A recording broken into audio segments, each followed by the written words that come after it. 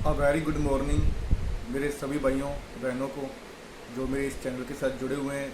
Sandhu backpacker और आपको latest से लेटेस्ट जानकारी और आपको मोटिवेशनल वीडियोस आपके सामने मैं लेके आता रहता हूं। तो आज उस बिहाफ पे वीडियो बना रहा हूं कि भाइयों के बहुत सारे कमेंट मेरे को यूट्यूब पे भी आते हैं और कल मैंने मैसेज भी डाला था कि भाई जिन लोगों को डाउट्स हैं वो मेरे को पर्सनली इनबॉक्स में मैसेज कर दें, मैं आपके सारे डाउट क्लियर कर दूंगा। और हर बंदे का मैंने स्क्रीनशॉट लिया हुआ है, ठीक है। कुछ स्क्रीनशॉट सिमिलर थे, एक जैसे थे, तो वो मैंने नहीं लिए। और आपको जो मेन जो बातें हैं, टॉपिक्स हैं, मैं आपको स्क्रीनशॉट के ज़रिए बताना चाहता हूँ। तो आज की वीडियो शुरू करने से पहले आपसे मैं ये कहना चाहता हूँ कि आप अपना फ्यूचर प्लानिंग बना के रखो रोमानिया, बुल्गारिया, क्रोएशिया के लिए, ठीक है। हर देश की पीसीसी बना के रखो ताकि तब उसकी जब उसकी वैकेंसी आए तब आप तुरंत अप्लाई कर सको, ठीक है। और इसके साथ वीडियो की शुरुआत करता हूँ। तो आज का कल का जो पहला कमेंट आया था मेरे को, वो कहते थे कि सर अम्बेसी प्रोसेस के बारे में बताओ, अम्बेसी में कैसे प्रोसेस चलता है हमारी फ़ाइल का, और इसमें प्रोसेसिंग टाइम अभी कम होगा या और बढ़ेगा। तो ये भाई को मैं बोलना चाहता हूँ कि अम्बेसी का जो आने वाला वक्त है, ठीक है, वो फास्ट होने वाला है, ठीक है। पहले अभी तो 120 दिन लग रहे हैं, जून वालों को 120 दिन हो गए हैं, ठीक है। उनका वीज़ा नहीं आया, सीजनल वालों का वीज़ा नहीं आया अभी तक, ठीक है। पता नहीं आएगा कि नहीं आएगा। और जिसका आ रहा है उसका मुंबई में, वो अगर उसका मुंबई में सबमिशन हुआ था, उसको बोल रहे हैं कि मुंबई में आके अपना पासपोर्ट कलेक्ट कर लो। जब वो इतनी बात कहते हैं कि मुंबई में आके पासपोर्ट कलेक्ट कर लो और वाया ब्लू डार्ट से नहीं करते, तो इसका मतलब होता है कि 90% आपका वीज़ा रिफ्यूज़ कर दिया है, इसलिए वो कहते हैं कलेक्ट कर लो। तो बेसिक प्रोसेस आने वाले वक्त में फास्ट होने वाला है, जिसमें 100 दिन लग रहा है, आने वाले वक्त में 60 दिन 70 दिन लगेगा, ठीक है। ये तो पक्की पॉसिबिलिटी है। तो आगे की बात, आगे मेरे भाई का कमेंट आया है कि सर सीजनल परमिट वालों के वीज़ा आएंगे कि नहीं, इसमें वीडियो बनाओ। सर ये मैंने आपको बताया कि सीजनल वालों का अगर वो अक्टूबर में सबमिशन है, अक्टूबर में उनका वर्क परमिट एक्सपायर हो रहा है, तो मुझे लगता है मोस्ट प्रोबेबिलिटी है कि उसका वीज़ा रिफ्यूज़ होगा, ठीक है। अगर किसी का आ गया तो उस बहुत ही बड़ी बात है। अगर किसी का अक्टूबर में एक्सपायर हो रहा है वर्क परमिट, तो उसका वीज़ा मुझे नहीं लगता कि उसका वीज़ा आएगा। और जिसका नवंबर को एक्सपायर हो रहा है या दिसंबर को एक्सपायर हो रहा है, उसको चांस है, फिर भी 50% चांस है उसका वीज़ा आने का, ठीक है। तो ये बात है भाई। आगे बात करता हूँ कि भाई का मैसेज, एक और भाई का मैसेज है, वीज़ा प्रोसेस फास्ट होने के लिए एजेंट पैसा मांग रहे हैं, क्या एम्बेसी को पैसा देने से फास्ट प्रोसेस होगा? ये बात पे वीडियो बनाओ। सर देखिए, एम्बेसी में आप बताइए, एम्बेसी में किसी की कैसे चल सकती है ना। एम्बेसी में आप कैसे चला सकते हो? मान लो एक एजेंट है, ठीक है, उसने अपनी फाइलें पकड़ी है, 10 फाइलें पकड़ी हुई हैं, वो कहता है कि भाई मैं आपका वीज़ा 30 दिन में दे दूंगा, आपका वीज़ा मैं 30 दिन में दे दूंगा, आप मेरे को 500 यूरो दे दो। क्योंकि 500 यूरो की बात बहुत फैली थी, हर जगह पे 500 यूरो पड़ा गया कि 500 यूरो देंगे और 10 दिन में वीज़ा आ जाएगा। ऐसा मैंने भी सुना था, बट मैं अभी किसी का नाम नहीं लूँगा। देखो मैं भी काम कर रहा हूँ इस फील्ड में, काफ़ी लोगों को जानता हूँ, मैंने उनसे बात भी की है। वो कहते हैं भाई ऐसा कोई सिस्टम नहीं है, वो तो किस्मत की बात थी जिनका वीज़ा 20-25 दिन में आ गया, ठीक है। और जब किसी का वीज़ा 20-25 दिन में आ गया, तो वो एजेंट पता क्या कहता है कि मैंने पैसे देके काम करवाया, ठीक है। अभी एक लड़की है, उसका अगस्त में सबमिशन हुआ था, अगस्त के लास्ट वीक में सबमिशन हुआ था, उसको सितंबर 16 तारीख को उसका वीज़ा आ गया। तो मैंने उसको पूछा, मैंने कहा तुमने पैसा दिया है? कहती सर मैंने एक पैसा नहीं दिया, ठीक है, और ना ही मेरे एजेंट ने पैसा मांगा है। कि मेरे एजेंट ने बोला है कि तुम्हारी किस्मत अच्छी है कि तुम्हारा वीज़ा आ गया, ठीक है। वही बात होती है ना कि वो किस वीज़ा आ गया, और एजेंट अब सभी को बताएगा कि देखो ये मैंने पैसे दे के वीज़ा ले लिया, तो ये बात झूठ है भाई। अगला मैसेज है भाई क्रोएशिया जो वर्क पर वीज़ा ते जाते ने टीआरसी पे मूव कर सकते हैं। क्रोएशिया में जो टीआरसी बनती है, उस टीआरसी पे हम पुर्तगाल मूव कर सकते हैं। ये भाई का मैसेज है। मैं आपको ये बताना चाहता हूँ कि देखो, क्रोएशिया की टीआरसी हो चाहे ना हो, फिंगर आपके हो गए हैं, OIB नंबर मिल गया है चाहे नहीं मिला, आप पुर्तगाल मूव कर सकते हो। कैसे मूव कर सकते हो? ज़ैग्रेब सिटी से, ज़ैग्रेब इंटरनेशनल टर्मिनल, बस टर्मिनल से बस चलती है ज़ैग्रेब टू लिस्बन, ठीक है, या फेरो के लिए, चाहे वो स्पेन हो चाहे इटली हो, चाहे उसका बड़ा शहर कोई भी देख लो, कैपिटल शहर कोई भी देख लो, उसके लिए बस चलती है। उस पर आप बिना TRC के भी जा सकते हो, बिना फिंगर के भी जा सकते हो। अगर आप लैंड करते हो क्रोएशिया में, दूसरे दिन भी आप जा सकते हो, आपको कोई रोक टोक नहीं है। क्योंकि यार ये एक शेंगन वीज़ा है यार, 28 कंट्रियों के एक्सेस वीज़े पे, आपको क्यों रोकेंगे? आप अगर कोई स्मगल कर रहे हो तभी रोकेंगे ना आपको, तभी पूछताछ करेंगे। तो ऐसा भाई कुछ नहीं है, तो आप जा सकते हो भाई। तो नेक्स्ट मैसेज, प्लीज़ एक वीडियो बनाएं genuine agencies in Europe from India और अवेलेबल इन क्रोएशिया।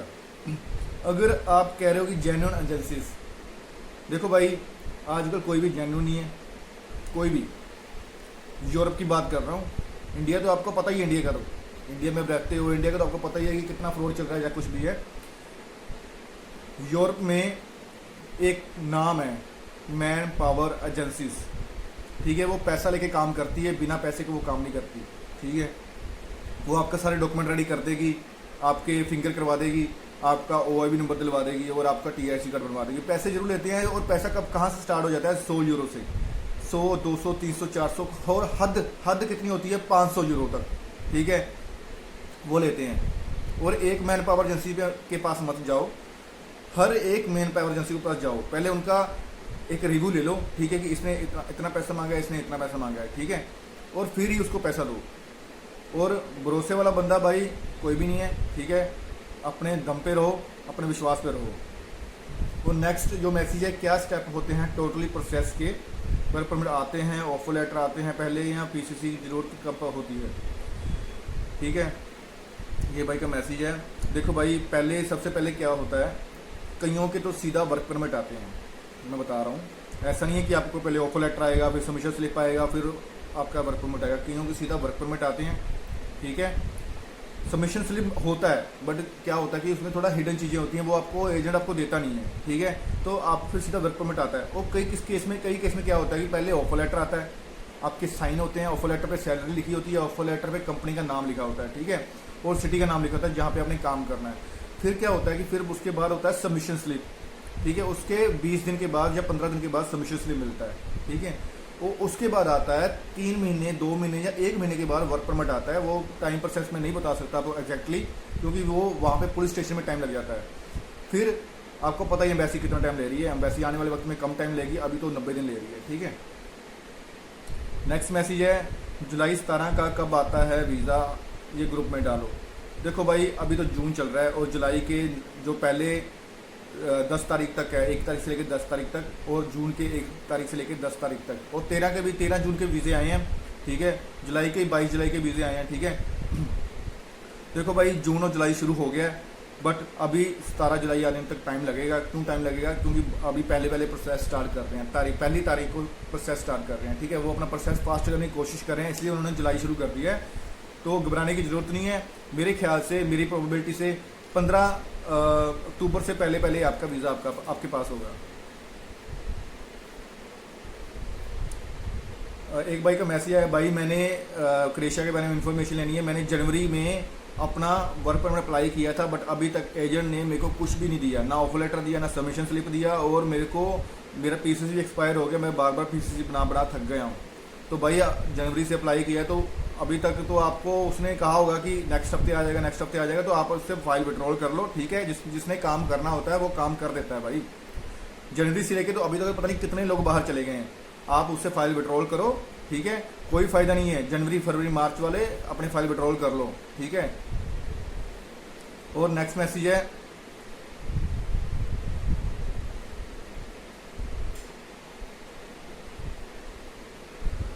भाई का मैसेज आया कि भाई एक वीडियो बनाओ कि आप क्रोएशिया जाते हो और क्या क्रोएशिया के अलावा आप यूरोपियन यूनियन और कंट्रीज़ में आप जॉब फाइंड कर सकते हो, ठीक है।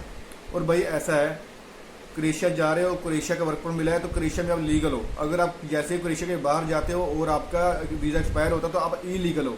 स्पेन, इटली और पुर्तगाल ही आपको लीगल बंदों इलीगल बंदों को वो आप रखता है, ठीक है, उनके पेपर बनाता है, और कोई देश पेपर नहीं बनाता, वहाँ पे सब खतरे रहता है वहाँ पे, ठीक है। और लीव पेड बोल रहा है कि लीव पेड होती है या अनपेड होती है, ठीक है। आपको 22 छुट्टियाँ मिलती हैं एक साल की, अब संडे तो छुट्टी है, एक साल की 22 छुट्टियाँ मिलती है, ठीक है। वो पेड लीव होती है, पेड, उसका ही आपको पैसा मिलता है। भाई का मैसेज है, भाई कितनी तारीख को कॉलों के वीज़ा आ रहे हैं, 22 जून वाले का भाई कब वीज़ा आएगा, 28 जून वाले का कब वीज़ा आएगा, ठीक है। भाई उस पर देखो, अभी तो 1 से लेके 10 जून तक और 1 से लेके 10 जुलाई तक वालों के वीज़ा आ रहे हैं, ठीक है। अभी 22 जून और 28 जून की बात करते हो कि ये तुक्के की बात है भाई। आपका वीज़ा आज शाम को भी आ सकता है, कल शाम को भी आ सकता है, और 15 अक्टूबर से पहले भी आ सकता है, ठीक है। इस पर हम कुछ नहीं बता सकते, क्योंकि एम्बेसी अभी कुछ भी बता नहीं रही। एम्बेसी किसी की फाइल पकड़ के किसी को वीज़ा दे रही है, ठीक है। आप ध्यान रखिए, अपना चेक करते रहिए अपना। शाम को 5 बजे से लेके 8 बजे तक एम्बेसी या VFS आपका अपडेट करती है, ठीक है। आपका जो प्रोसेस होता है वो अपडेट कर देती है। 5 से लेके शाम को 5 से लेके 8 बजे तक आपको मैसेज आने शुरू हो जाते हैं कि आपका वीज़ा का प्रोसेस क्या है, ठीक है। अगर आपका वीज़ा का प्रोसेस आगे बढ़ा है तो वो आपको अपडेट कर देगी टेक्स्ट मैसेज और ईमेल के जरिए। और नेक्स्ट मैसेज है,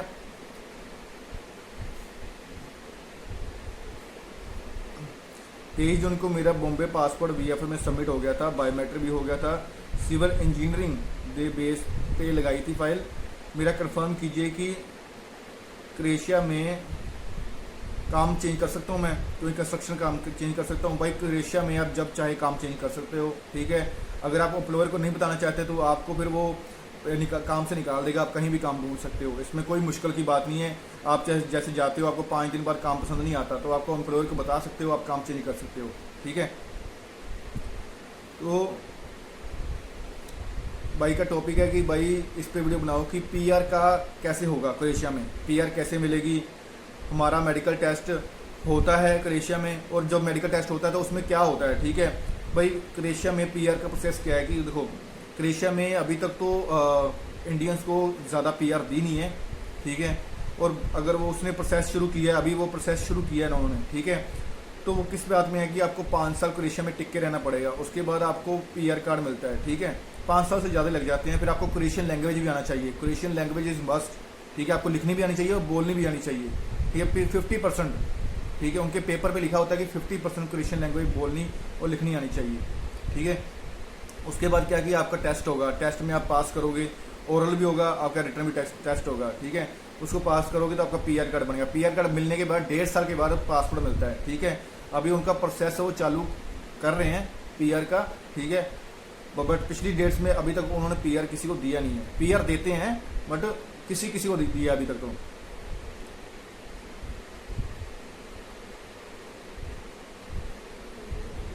और कृषि भाई का मैसेज आया कि भाई लाइसेंस है वो 2 व्हीलर का है, और अगर क्रोएशिया में डिलीवरी बॉय का काम मिलता है तो वो वहाँ पर वैलिड होगा। इंडियन लाइसेंस अगर आपके पास है तो वो वैलिड है, ठीक है। उसके बिहार पे आपका लाइसेंस बन जाता है, उसके बिहार पे आपका क्रोएशिया में लाइसेंस बन जाता है। आपके पास अपना चिप वाला, जिस पे चिप बना होता है ना, सिम वाला, वो लाइसेंस आपको लेके जाना है साथ में, ठीक है। वो आपका लाइसेंस जमा होगा, ठीक है, और दूसरा लाइसेंस के लिए आपका टेस्ट होगा और आपको लाइसेंस मिल जाएगा। और भाई का मैसेज है कि आप वीडियो बना दीजिएगा कि किस डेट के वीज़ा आ रहे हैं। मैंने बता दिया भाई, 1 से लेकर 10 तारीख तक और जून तक, और 1 से लेकर 10 जुलाई तक के वीज़ा आ रहे हैं भाई अभी तक तो।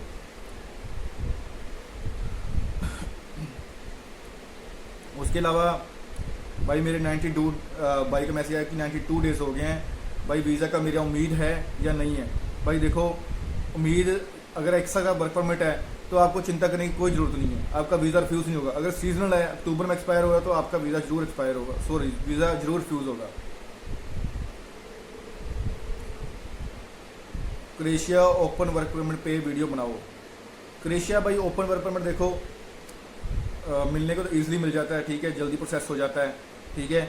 बट क्या बात है कि उसमें टाइम किस बात में लगता है, वीज़ा में 3 मंथ वीज़ा पे लग रहे हैं, क्योंकि ओपन वर्क परमिट है, ठीक है, वैसे तो आना जल्दी चाहिए बट ये लेट कर रहे हैं। ये कंपनी वालों को वीज़ा जल्दी दे रहे हैं, ओपन वालों को थोड़ा सा लेट कर रहे हैं। इस पर थोड़ा ख्याल रख के जाइए, ठीक है।